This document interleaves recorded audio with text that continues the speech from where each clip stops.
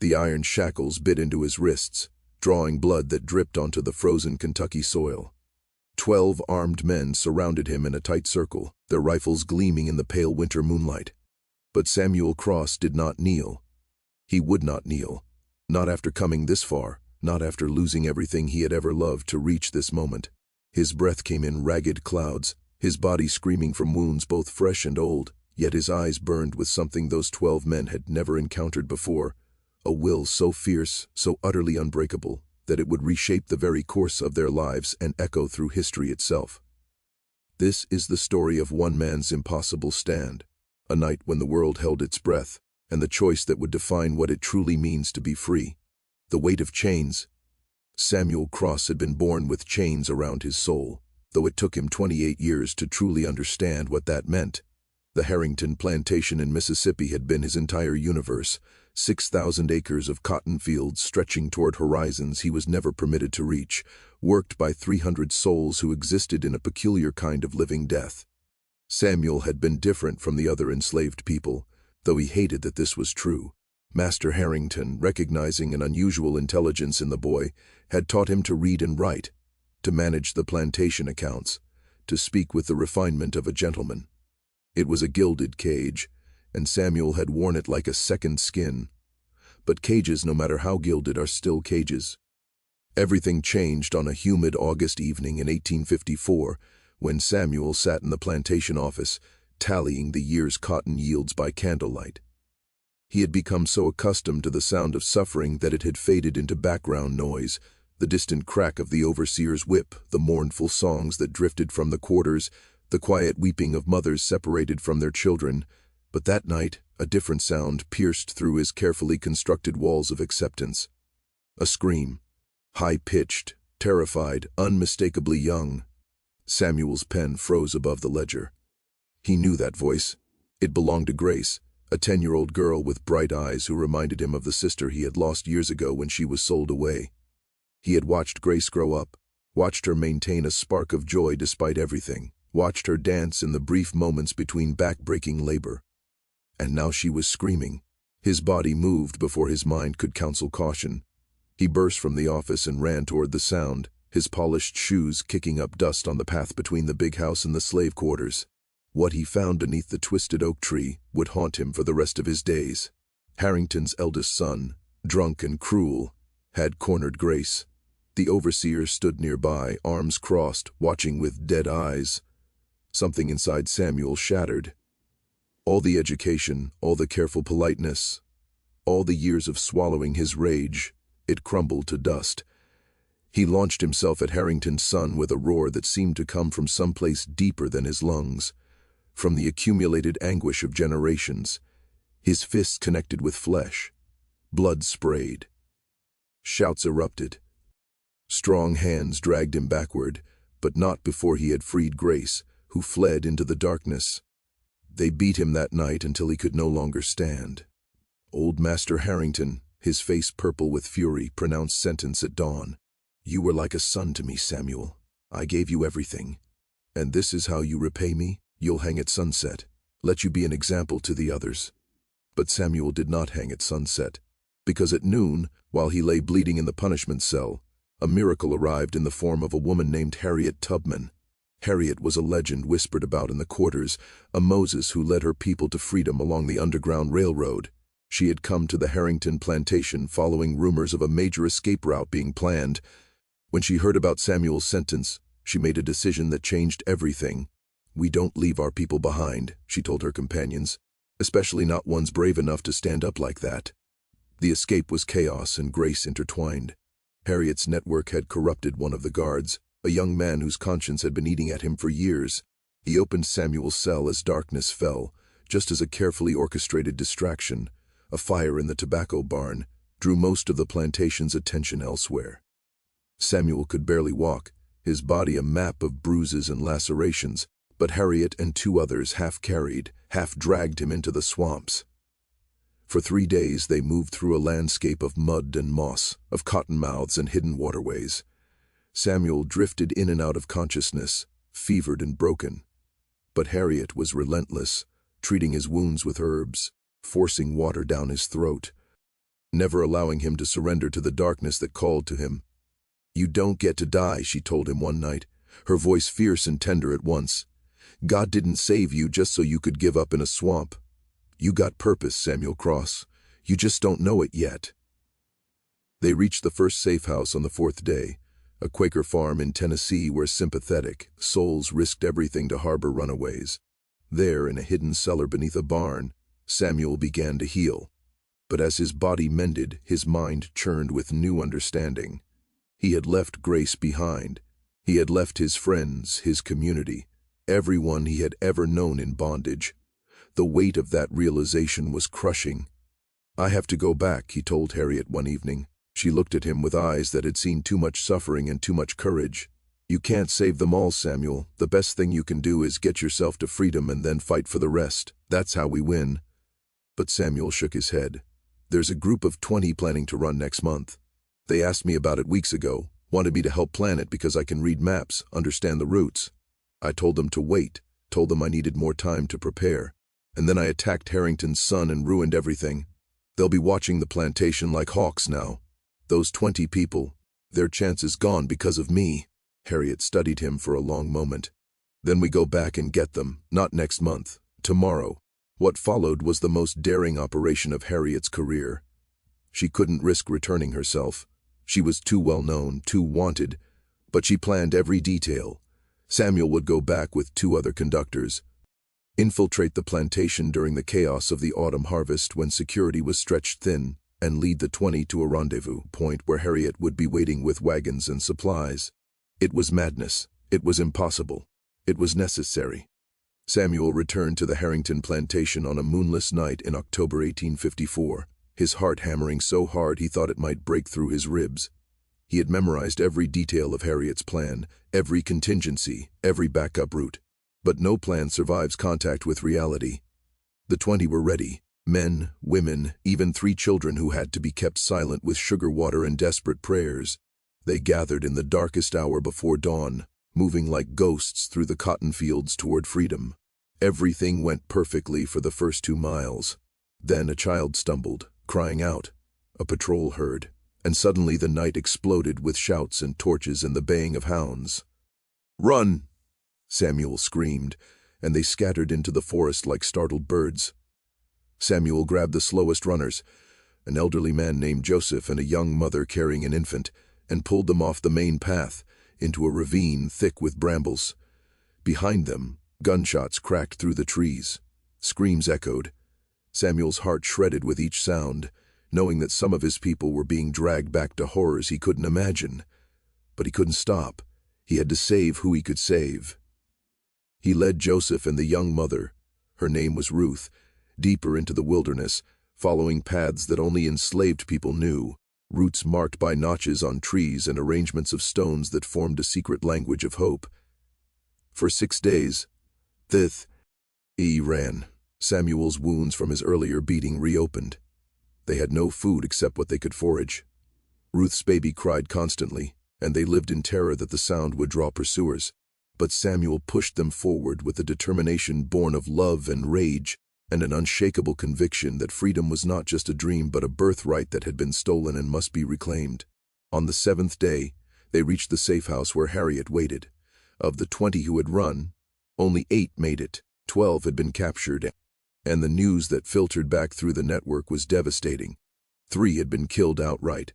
The rest faced punishment so severe that death might have been kinder. Samuel collapsed that night, not from physical exhaustion but from the crushing weight of guilt and grief. He had saved 8 lives and lost 12. 8 souls tasted freedom, but 12 paid a price he could never repay. Ruth held her baby close and whispered, "You gave us tomorrow. That's everything." But her gratitude felt like ash in Samuel's mouth. Harriet found him outside the safe house at dawn, staring at the sunrise with hollow eyes. "This is the work," she said quietly. "You don't get to save everyone. You just keep saving who you can, one person at a time, until the whole evil system falls."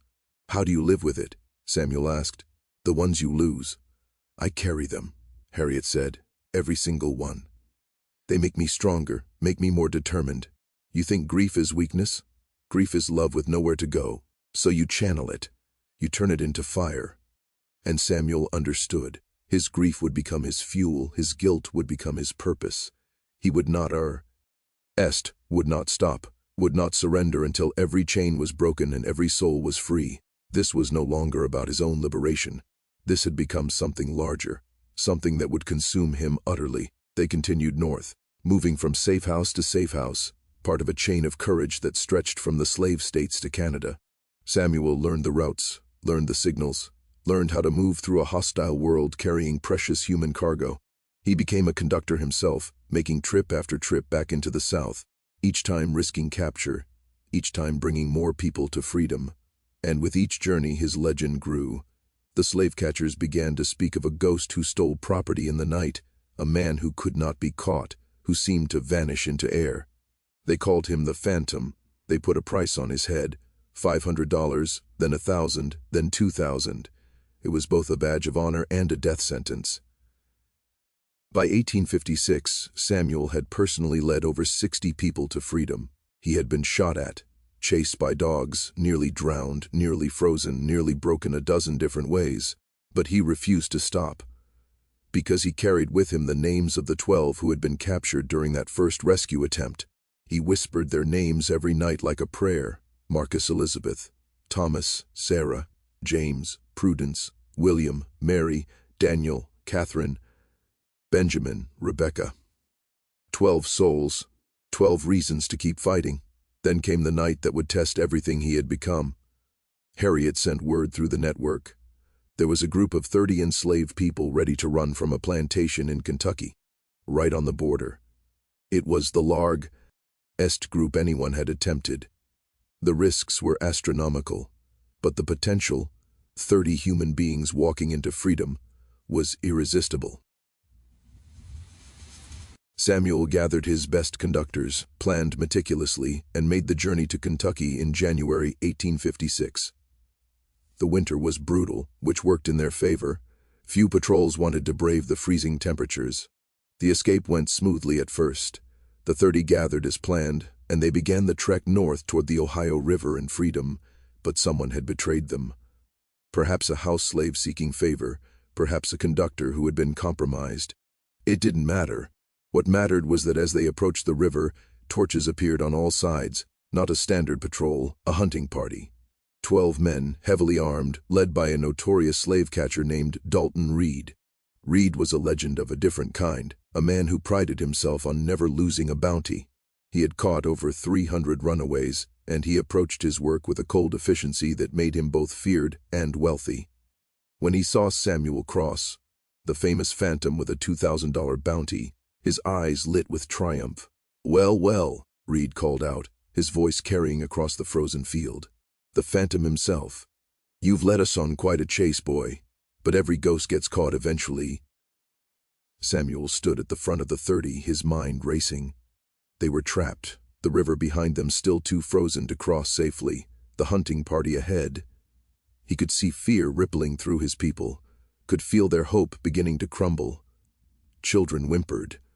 Women clutched their husbands, and Samuel felt the weight of 62 lives depending on him, the 30 and the 12 from years ago whose capture still haunted him. "Let them go," Samuel called back. "You want someone? Take me.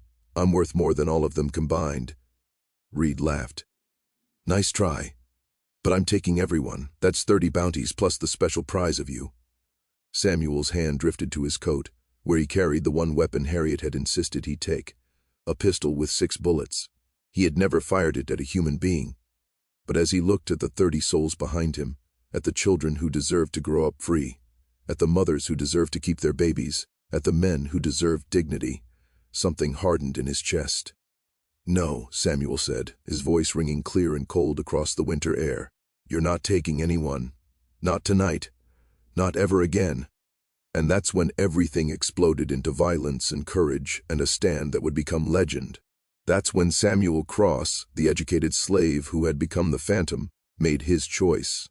That's when he planted his feet and refused to fall. The stand at Winter's Edge. The first shot came from Samuel's pistol, and it was not aimed at the men but at the ice behind them. The bullet cracked through the frozen surface of a shallow pond to their left, and water began to seep up through the fissure. It was a message, a warning, and a promise all at once.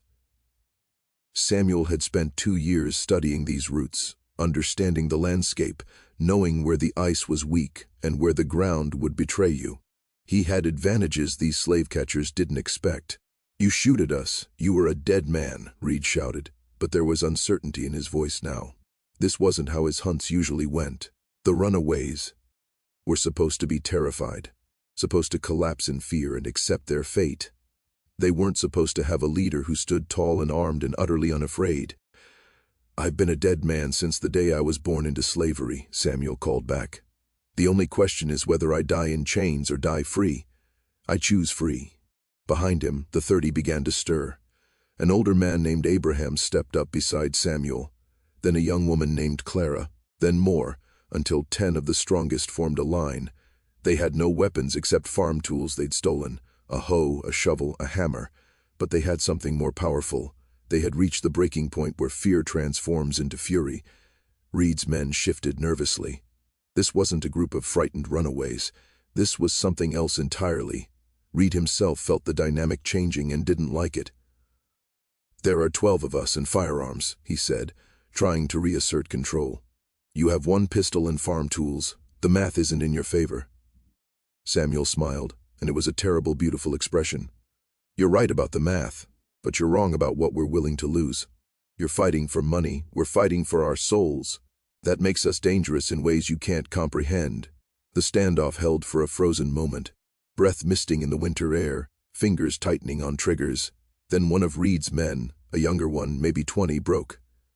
"I didn't sign up to shoot women and children," he muttered, and he lowered his rifle.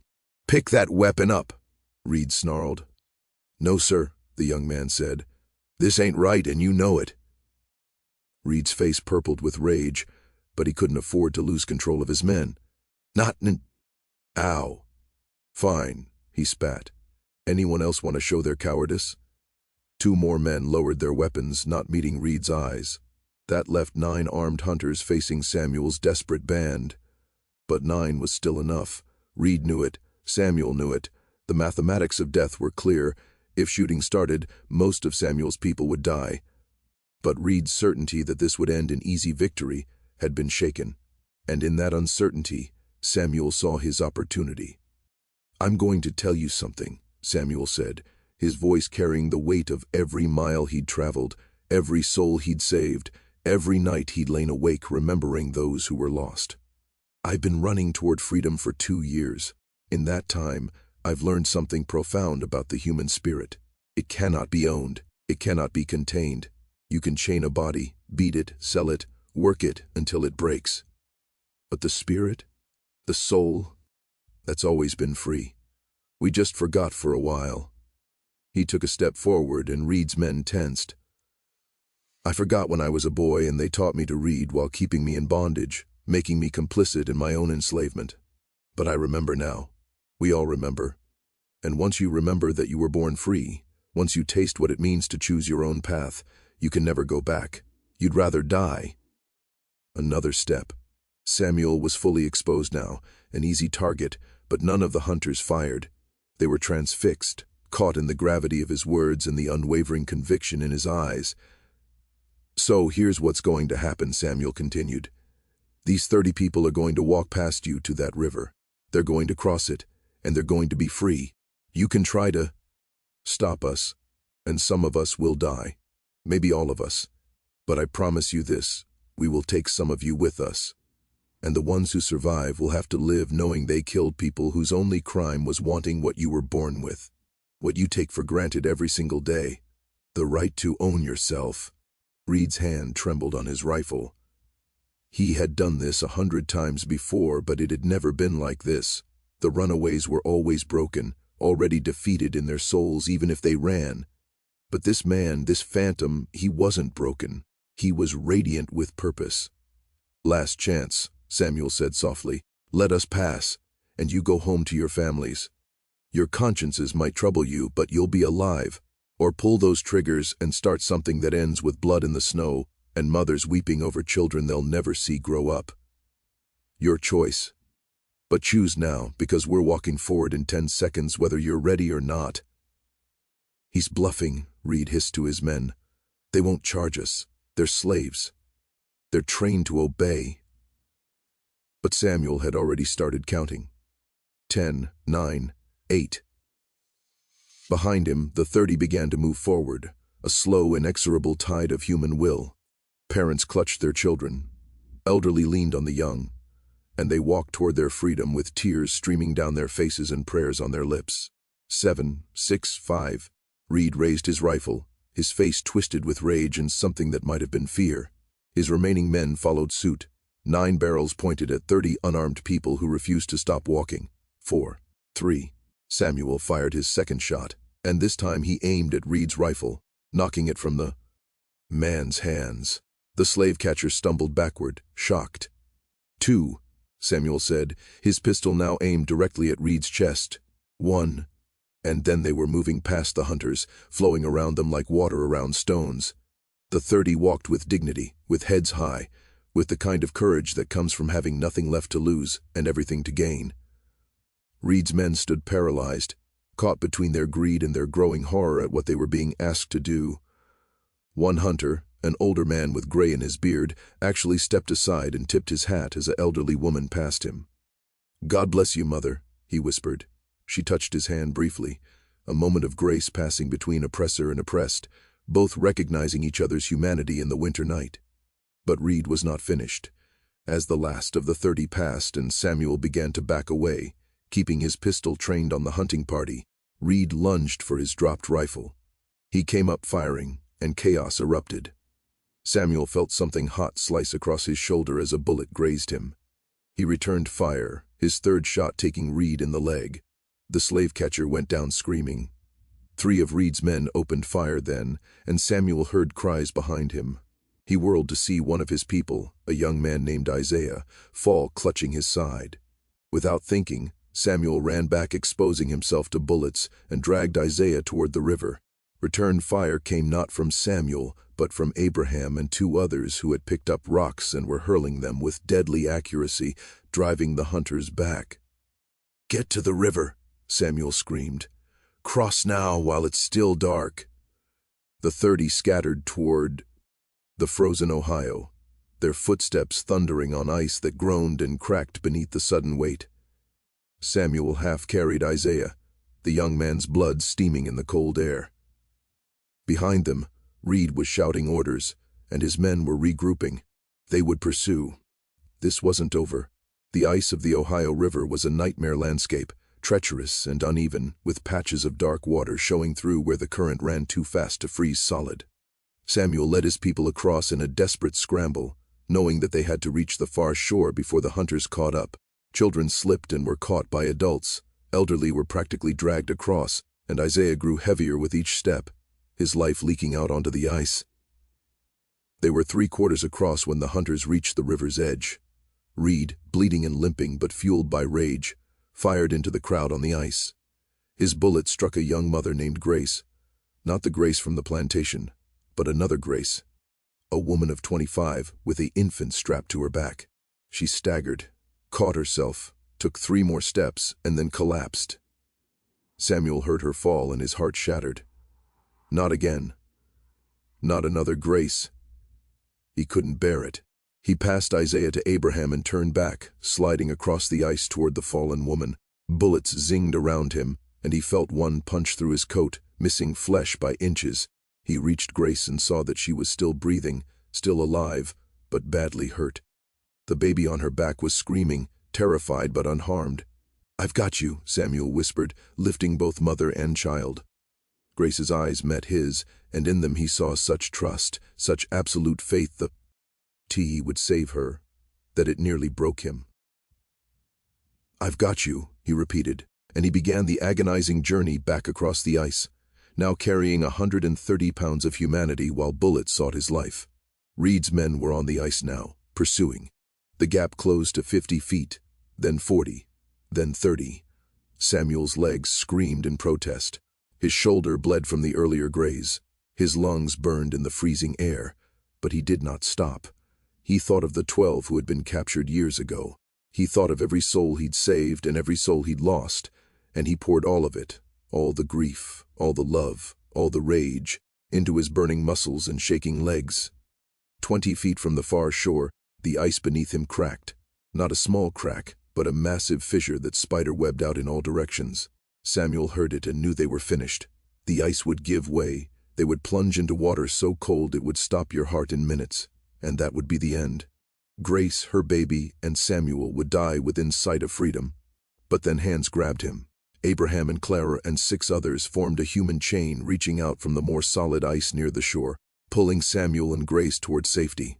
The ice cracked and groaned and finally gave way, but by then, Samuel and his burden were on firm ground, gasping and shaking but alive. Behind them, Reed and his men had stopped their pursuit. The ice was too unstable, too dangerous. They stood 50 feet away, weapons lowered, watching as their bounties disappeared into free territory. Reed's face was a mask of frustrated fury, but there was something else there too, a grudging respect, a recognition that he had just witnessed something he'd never seen before. Slaves who refused to be slaves, who chose death over chains, who won through sheer force of will. "This isn't over, Phantom," Reed shouted across the ice. "That bounty on your head will bring others. You can't run forever." Samuel, on his knees on the Ohio shore, bloodied and exhausted but victorious, looked back across the ice and smiled. "I'm not running anymore," he called back. "From now on, I'm coming for you. I'm coming for every hunter, every slave master, every person who thinks they can own another human being. We're done being prey. Now we're coming for our freedom, and nothing you do can stop us." Reed had no answer for that.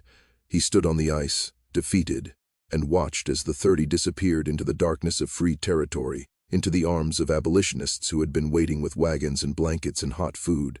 Watched as the Phantom, the man who refused to fall, led his people to the freedom they had earned through courage and blood. Grace survived her wound. So did Isaiah. All 30 made it to Canada within 2 weeks, and they each began the difficult, beautiful work of building free lives. Samuel received a letter months later from Grace, telling him that she had named her baby Samuel, and that every night she told the child about the man who had carried them both across a frozen river while bullets flew and death waited. She told her son that his namesake had taught her that freedom isn't something you're given. It's something you claim, something you fight for, something worth dying for. Samuel kept that letter until the day he died. It joined the other letters, the ones from the 60+ people he had personally led to freedom. But more importantly, it joined something else, a list of 12 names that he still whispered every night, but which no longer carried only guilt. Now they carried promise. Marcus, Elizabeth, Thomas, Sarah, James, Prudence, William, Mary, Daniel, Catherine, Benjamin, Rebecca. 12 people he couldn't save, but whose sacrifice had created the Phantom, had forged a conductor who would save dozens more. Samuel Cross continued his work on the Underground Railroad until the Civil War began. When the war came, he enlisted immediately, became a sergeant in a colored regiment, and fought with the same refusal to surrender that had defined that winter night on the Ohio River. He survived the war, lived to see slavery abolished, lived to see his people walk into citizenship, but he never forgot the night 12 hunters tried to stop him and failed. Never forgot the 30 souls who walked past armed men because they chose freedom over fear. Never forgot the cracking ice in Grace's trusting eyes, and the moment when he realized that some things are worth more than survival, worth more than safety or comfort or even life itself. Dignity, self-determination, freedom. In 1889, at a reunion of Underground Railroad conductors and the people they had saved, an elderly Samuel Cross stood before 300 former slaves and their descendants. He was asked to speak about his years of service, about the risks and the sacrifices, and he told them about that night in 1856, about the stand at Winter's Edge, about the 12 men who couldn't stop him because they were fighting for the wrong thing. They had guns and numbers and the law on their side. Samuel said, his voice still strong despite his years, "We had only our conviction that we were meant to be free. And in the end, conviction is the most powerful weapon that exists, because you can take everything from a person, their body, their labor, their very name. But if they hold on to the conviction that they are human, that they have worth, that they deserve freedom, then you haven't truly defeated them. You've only made them dangerous. He looked out at the crowd, at former slaves who would become teachers and farmers and doctors and ministers, at their children who would never know chains, at the future they had all bled to create. So remember this, he said. Remember that your ancestors refused to fall. Remember that when 12 men with guns said you cannot pass, we passed anyway. Remember that freedom is not granted. It's taken, it's claimed, it's earned through courage and sacrifice and the absolute refusal to accept that any human being can own another. Remember, Samuel Cross said, his eyes bright with tears and triumph, that they sent 12 men to stop us, and we refused to fall. The applause that followed shook the building, and in that moment, every person in that room understood something profound, that the greatest victory isn't survival. It's living in a way that honors everyone who fought for your freedom. It's carrying forward their courage, their sacrifice, their unbreakable conviction that all people are created equal and deserving of dignity.